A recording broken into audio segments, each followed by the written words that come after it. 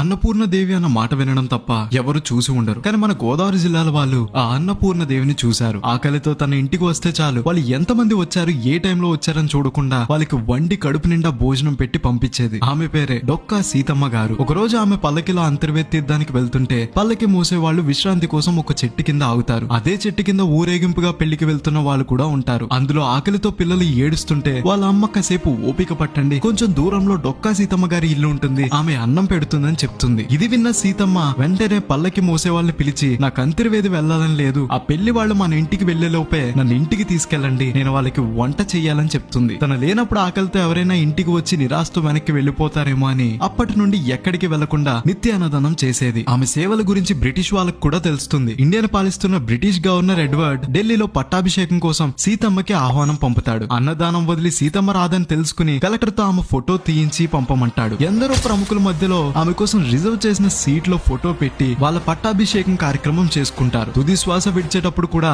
అన్నదానాన్ని కొనసాగిస్తూ ఉండమని వాళ్ళ పిల్లల దగ్గర మాట తీసుకుని ప్రాణం వదిలారు. మండపేటలో జన్మించిన డొక్కా సీతమ్మ గారు తన మెటిలు లంకల గన్నవరంలో ఈ నిత్య అన్నదానం చేసేవారు. ఇలాంటి గొప్ప వ్యక్తులు మన గోదావరి జిల్లాలకు చెందిన వాళ్ళని తెలిసినప్పుడు చాలా గర్వంగా ఉంటుంది. ఇలాంటి మరిన్ని వీడియోస్ కోసం గోదావరి స్టేషన్ ని ఫాలో అవ్వాలి మరి.